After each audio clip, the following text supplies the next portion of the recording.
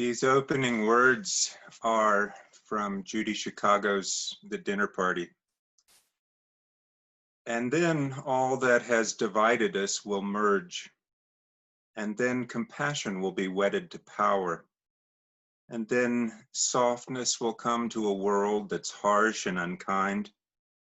And then both men and women will be gentle, and both women and men will be strong. And then no person will be subject to another's will. And then all will be rich and free and varied. And then the greed of some will give way to the needs of many.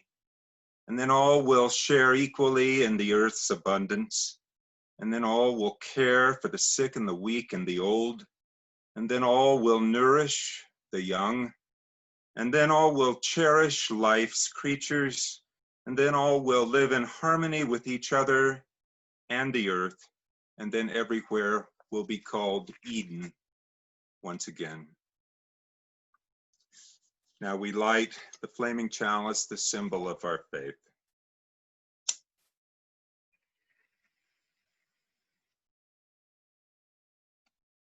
We light this flaming chalice to illuminate the world we seek. In the search for truth, may we be just. In the search for justice, may we be loving. And in loving, may we find peace. This reading is a well-known speech attributed to Sojourner Truth.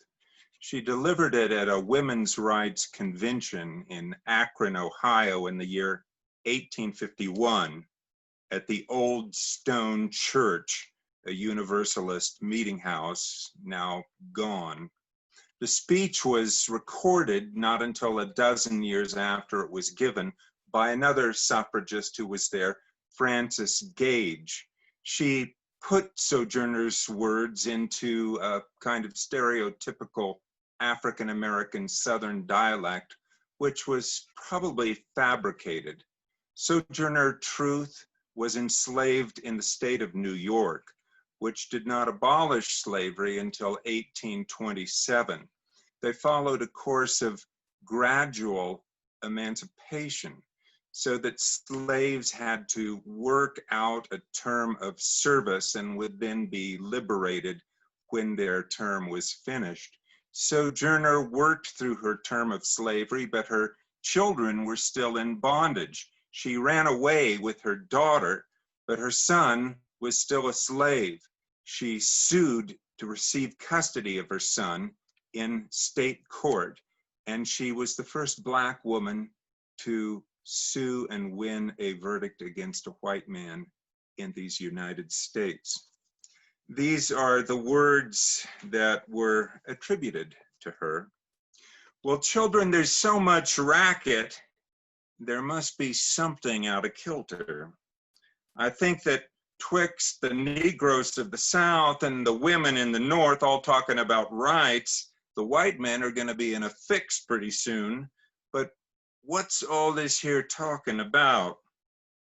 That man over there says that women need to be helped into carriages and lifted over ditches, have the best place everywhere. Nobody helps me into carriages or helps me over mud puddles or gives me any best place. And ain't I a woman? Look at me. Look at my arm. I've plowed and planted and gathered in barns, and no man could head me. And ain't I a woman? I could work as much and eat as much as a man when I could get it, and bear the lash as well. And ain't I a woman? I've borne 13 children, seen most of them sold off into slavery. And when I cried out with my mother's grief, none but Jesus heard me. And ain't I a woman? And then they talk about this thing in the head. What do they call it? Someone calls out intellect. That's it, honey. What's that got to do with women's rights or Negroes' rights?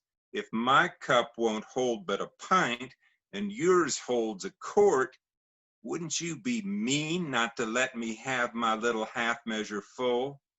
And then that man in black over there, he says women can't have as much rights as men because Christ wasn't a woman. Where did your Christ come from? Where did your Christ come from? From God and a woman. Man had nothing to do with him. If the first woman God ever made was strong enough to turn the world upside down all alone, these women together ought to be able to turn it back and get it right side up again. And now they's asking to do it. The men better let them. Obliged to you for hearing me. And now old Sojourner ain't got nothing more to say. The late John Lewis invited us as part of his legacy to make good trouble in this world. This morning in meditation, we give thanks in silence for all of those who have made good trouble, for Sojourner Truth and Harriet Tubman, for Rosa Parks and Fannie Lou Hamer, for Ida B. Wells, Marian Anderson, for Ruby Bridges and Viola Liuzzo, and all the strong women in our own lives who loved us before we were born and whose visions of a fairer world outlast us all.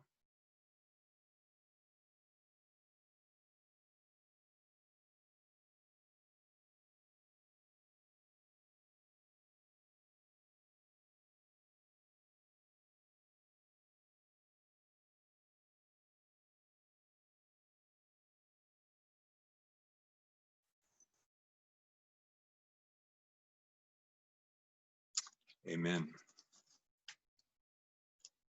So it was just 10 years after Sojourner Truth gave her speech in Akron that another fearless young woman walked into the president's office at the St. Lawrence Theological School located in Canton, New York, to announce that she had come to begin her studies for ministry. The president, Ebenezer Fisher, had not expected this young woman who'd written to him the previous spring to actually show up for class. He had replied courteously that the school had never had a female student before, and he doubted it was practical.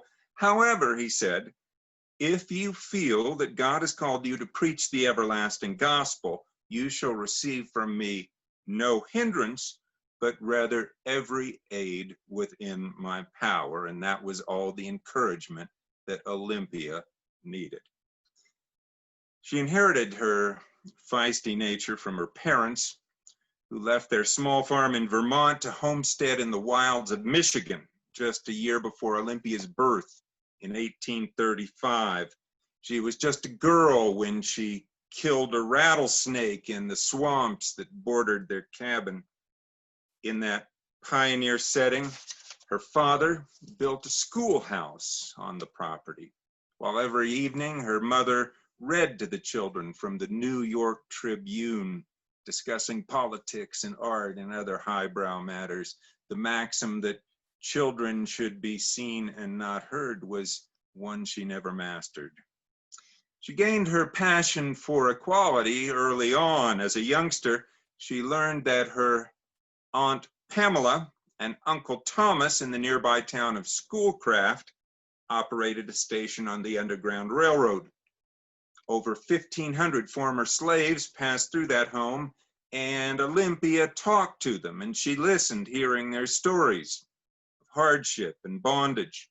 And she could never understand why anyone would be considered less than on account of their skin color or on account of their sex, for that matter. Her parents were both committed universalists who believed that all people were acceptable in the eyes of God. Though it was unusual for the time, the family supported both Olympia and her sister in their decision to attend college. The problem was there were so few schools that would enroll women. And then they heard about a new institution in Massachusetts called Mount Holyoke. So, with mounting hopes, the girls applied. They were disappointed, though, to find that it was more a finishing school for young ladies than a bona fide university. One classmate described the regimen of rules and regulations that govern campus life. We're not allowed to look out the window, nor to speak aloud in any room but our own. We must rise when the bell rings, retire when the bell rings, work and leave off working, go to the table and take our seats when the bell rings, go not out of the house after tea without permission, make no calls without permission. Olympia bristled at this discipline that was better suited to toddlers than to young adults. And when a visiting professor opened his lecture on chemistry with the comment that you're not expected to remember much of this, just enough to make you intelligent in conversation, she'd had enough. Where could she find a real education that would treat her as a social and intellectual peer? Antioch, a new coeducational college founded by the Unitarian layman Horace Mann, was the school of her choice. There were lectures by world-famous authors and writers like Horace Greeley and Edward Everett Hale and Ralph Waldo Emerson. But Olympia began to wonder why it was always men who seemed to address the students in this fashion. When she asked if women were ever invited to speak, the committee told her there were simply no women of sufficiently high caliber who could be found. Oh, you're wrong, Olympia protested. There's lots of them. There's Susan B. Anthony, there's Lucy Stone, there's Elizabeth Cady Stanton, so many to choose from, but the lecture committee persisted. Nobody would come to hear a female speaker, and besides, it was improper. But the issue was far from settled for Olympia. With the other female students, she formed her own committee to bring a woman lecturer to Antioch, and they invited Antoinette Blackwell, a graduate of Oberlin, who'd been ordained by a small congregational church in New York State. Though the synod refused to acknowledge her call, and though she soon switched her allegiance to the Unitarians, Blackwell had opened a door that had been closed since the days of the Apostle Paul, since the early days of the church when women worked alongside Paul in spreading the good news. And Olympia had now found her life work, her vocation, to preach the word that in Christ there's neither Jew nor Greek, slave nor free, male nor female, which is how she came to be standing in Ebenezer Fisher's office as a prospective student of divinity in 1861, and how she came to be ordained by the New York Convention of Universalists 2 years later, making history as the first woman to be elevated to ministry by any recognized denomination in the United States. And yet she'd hardly settled into her first parish in the small town of Marshfield, Vermont, when she received a series of letters from Susan B. Anthony seeking to enlist her full-time in the cause of women's suffrage. So began a lifelong tension. Olympia knew she was born for ministry, she was trained for it, but pastor's life is not always easy. Small town Vermonters could be prickly, and believe me, I know, I've lived there. One or two complainers were more than enough to stir up trouble in a small church, and Olympia spawned more than her share of disgruntled parishioners. The thought of gaining votes for women, on the other hand, fired her imagination like no other cause. Her first foray into the field came just after the war had ended. The push was on to pass a constitutional amendment to establish civil rights for Black Americans, and many hoped that women would also win the ballot. Just such a law was being submitted for referendum to voters in the new state of Kansas, and Olympia jumped in. For months, she traveled the frontier as a single woman by buggy, wagon and stage, speaking in churches and courthouses and whistle stops across the prairie.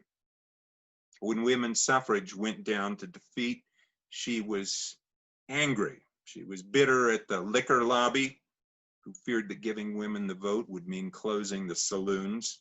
And she was just as mad at the Republican Party, who ended by endorsing rights for Black men only. The 14th Amendment singled out male inhabitants and male citizens for equal protection under the law. And this was the beginning of the Great Crusade for women's rights. After spending years fighting for abolition and then supporting the war effort, women realized that the time had come to fight on their own behalf, because nobody was going to give them equality. It was a prize that had to be struggled for and won. No one fought harder than Olympia. The campaign took 3 generations. The 19th Amendment, guaranteeing women the right to vote, was finally ratified 100 years ago on August 18th, 1920. She was one of the few of those original suffragists who survived to cast a ballot in that year's presidential election. It was a momentous day when women went to the polls. But even then, Olympia realized there was more to be done.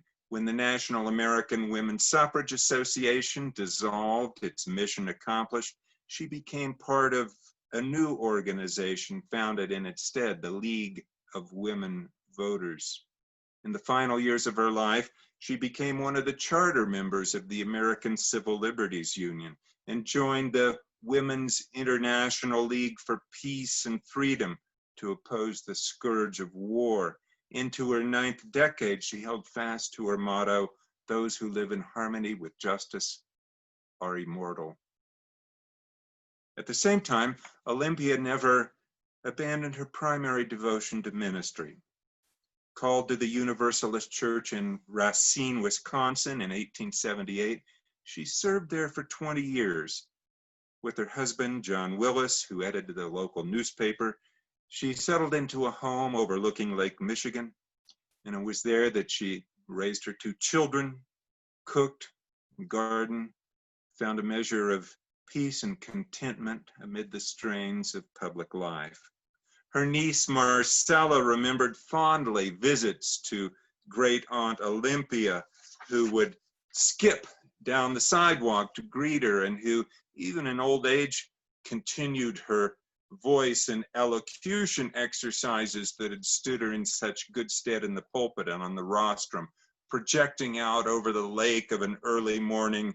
They toiled and moiled and boiled the boy and found no joy, terrifying the children in the neighborhood, but leaving Marcella with memories of a slightly eccentric but boisterous personality. Olympia was a path breaker. She was the first of her line, but by the time of her death in 1926, there were 60 women serving Universalist churches in the United States. Today, almost 60% of our clergy are women. Susan Frederick Gray is the head of our association. I think Olympia would be pleased, for she always regarded equality not only as a political and social, but also as a spiritual reality. Her life's aim was not merely to give women legal rights, but to honor both sexes and their wholeness, to bring them into realization of their partnership with each other and with the divine. Because women's real power comes not from statute books or judicial rulings or even economic leverage. It comes rather from the soul force we see in characters like Olympia Brown, the courage, the faith, the persistence, the unflinching integrity that never bends to circumstance, but instead puts its stamp on those around them with its own kind and loving impress. On the 100th anniversary of Olympia's ordination In 1963, a bronze tablet was placed in Atwood Hall at her alma mater, St. Lawrence Theological School. Preacher of universalism, pioneer and champion of women's citizenship rights, forerunner of a new era, the flame of her spirit still burns today. These closing words are from Olympia Brown. Dear friends, stand by this faith. Work for it and sacrifice for it. Do not demand immediate results, but rejoice that you're worthy to be entrusted with this great message and strong enough to work for a true great principle without counting the cost. Go on finding ever new applications of these truths and new enjoyment in their contemplation, always trusting in the one God which ever lives and loves, one God, one law, one element, one far-off divine event toward which the whole creation moves. And now we extinguish our chalice. We extinguish this flame, but not the light of truth, the warmth of community, or the fire of commitment. These we